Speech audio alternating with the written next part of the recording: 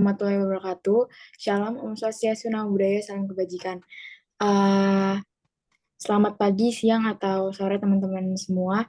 Perkenalkan kami dari kelompok yang akan menjelaskan terkait perang Rusia dan Ukraina melalui pendekatan realisme.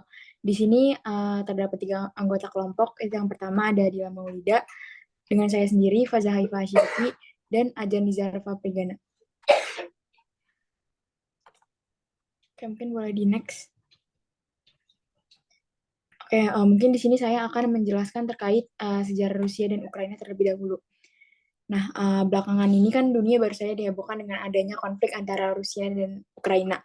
Nah, muncullah perang-perang ini antara dua negara di Eropa, yaitu Rusia dan Ukraina, yang meningkat pada tanggal 24 Februari 2022, di mana Federasi Rusia menginvasi wilayah Ukraina. Tujuan awal pemimpin Rusia itu adalah untuk menguasai Ukraina dan menggulingkan pemerintahannya, mengakhiri keinginannya untuk bergabung dengan Aliansi Pertahanan Barat NATO. Dari penjelasan di atas, dapat disimpulkan bahwasanya konflik yang terjadi semasa peperangan antara Rusia dan Ukraina yang disebabkan oleh berbagai alasan. Jika dilihat dari segi ekonomi, menurut IMF, Rusia dan Ukraina adalah dua produsen komoditas yang signifikan, dan akibatnya konflik antara kedua negara tersebut uh, mempengaruhi harga komoditas di seluruh dunia, terutama minyak mentah dan gas alam. Selain itu, harga pangan mulai naik karena fakta bahwa hingga 30% ekspor dunia berasal dari negara Rusia dan Ukraina. Nah, kemudian serangan dari Vladimir Putin di Ukraina sudah memiliki dampak ekonomi yang signifikan di Eropa, di mana nilai rubel telah kehilangan setengahnya dan inflasi juga meroket. Selain itu, jika berbicara tentang ekonomi, tentunya kita juga harus melihat bagaimana perang ini berdampak pada pasar makanan. Keamanan dan biaya makanan di seluruh dunia secara langsung dipengaruhi oleh serangan militer Rusia terhadap Ukraina. Di Uni Eropa, pasokan pangan, pakan, dan pupuk tidak menjadi masalah besar karena kebijakan pertanian bersama CAP, di mana Uni Eropa memiliki tingkat swasembada yang tinggi dan dapat diantisipasi bahwasanya pasar tunggal akan menunjukkan nilainya dalam menyerap guncangan, menyediakan ketahanan pangan bagi penduduk Uni Eropa, dan memastikan dukungan pendapatan bagi petani Eropa. Namun dampak dari perang Rusia dan Ukraina tidak dapat hanya dilihat dari segi ekonomi saja. Nah, kita tuh juga bisa lihat dampak dari perang tersebut, di mana melalui dimensi politik. Uni Eropa dan komunitas transatlantik sekarang agak dimobilisasi sebagai akibat dari kampanye penghancuran Rusia melawan Ukraina. Pembalikan tiba-tiba dari kebijakan lama Jerman terhadap Rusia, serta niat negara-negara anggota lainnya untuk ekspor senjata dan embargo energi adalah simbol paling jelas dari transisi ini. Namun, mobilisasi juga mencakup perlindungan kebebasan dan demokrasi. Ketika keselamatan dan nilai-nilai ini, nilai-nilai inti kita terancam, konflik budaya juga akan kehilangan prioritas.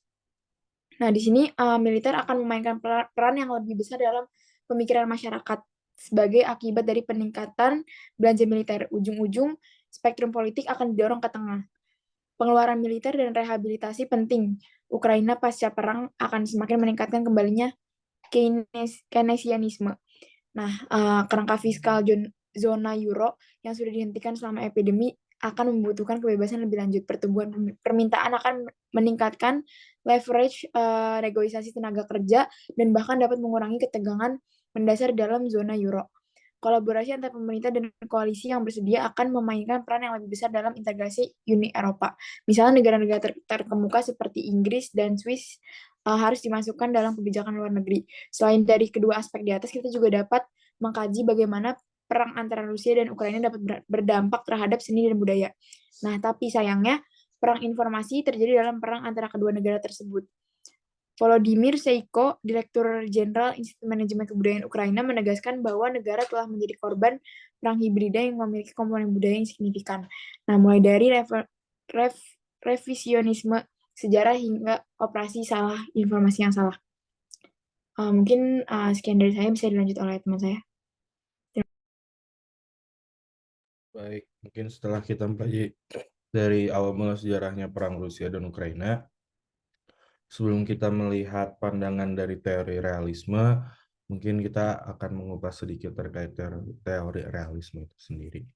Nah, teori realisme itu sendiri mempunyai asumsi awal yang merupakan paham realisme bahwa negara merupakan aktor utama di dalam hubungan internasional.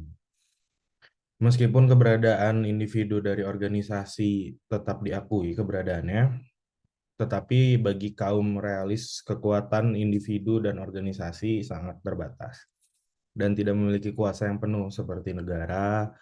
Kedua, negara merupakan unitary actor. Pada masa peperangan, pemimpin negara untuk bertindak satu suara merupakan kepentingan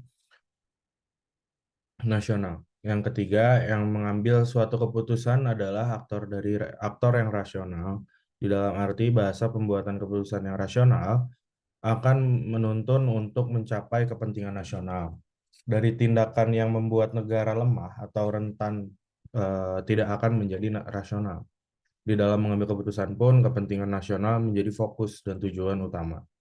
Realisme menunjukkan bahwa seluruh pemimpin apapun bersuasinya secara politik menganggap bahwa hal ini cara mereka untuk mengatur tujuan negara demi bertahan di lingkungan yang kompetitif. Yang pada akhirnya negara hidup di dalam konteks anarki dan tidak ada yang bertanggung jawab secara rasional. Asumsi realisme yang mengacu pada contohnya di masa lalu eh, dan dipercaya bahwa perilaku manusia yang berdasarkan sifat dasar manusia itu sendiri yang punya pusat dari asumsi itu merupakan pandangan bahwa manusia memiliki sifat egois dan keinginan yang kuat. Kemudian kaum realis percaya bahwa keegoisan kita dengan rasa keinginan kita untuk menjadikan kekuatan dan kekuasaan akan mengarah kepada hasil yang dapat diprediksi. Mungkin ini mengapa perang sangat biasa terjadi sepanjang sejarah.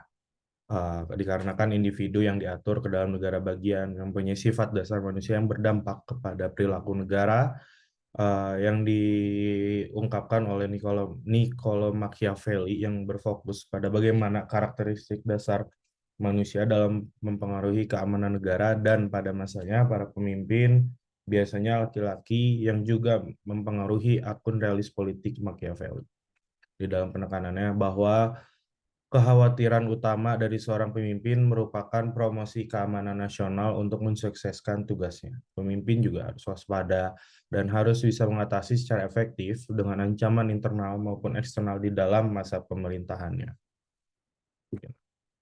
Bisa dilanjut, rekan saya.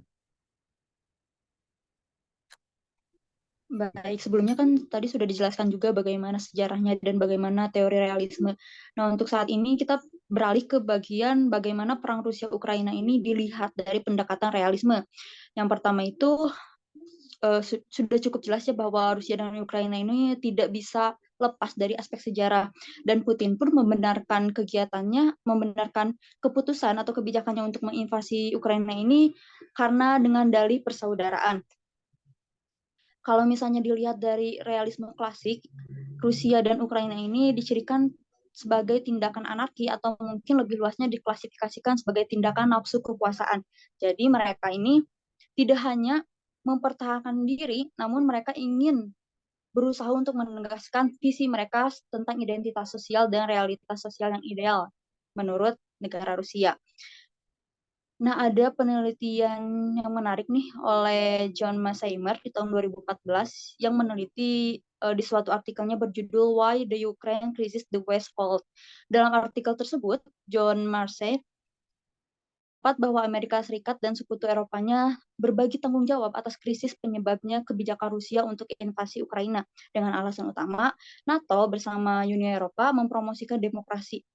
Dan melalui artikelnya juga, John tuh mengatakan bahwa tidak usah Barat untuk mencoba mengubah Ukraina menjadi benteng di perbatasan Rusia. Jadi dapat kita simpulkan bahwa pendekatan realis dalam perang Rusia dan Ukraina ini menekankan pada sifat anarkis dari hubungan internasional dan menunjukkan bahwa perang bukanlah hal yang mengejutkan karena sebuah pengingat bahwa negara masih bersaing untuk mendapat keamanan jika perlu dengan kekerasan. Anarki ini membentuk dan mendorong untuk memunculkan negara yang kuat dengan mencoba apapun yang ingin mereka coba dan energi juga yang mendorong persaingan terutama dalam aspek keamanan. Mungkin dari presentasi kami cukup sekian. Terima kasih.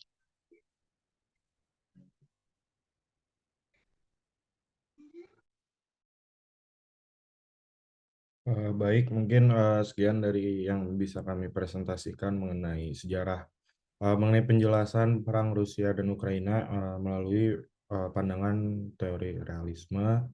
Sekian dari kami, mohon maaf bila ada kesalahan. Wassalamualaikum warahmatullahi wabarakatuh.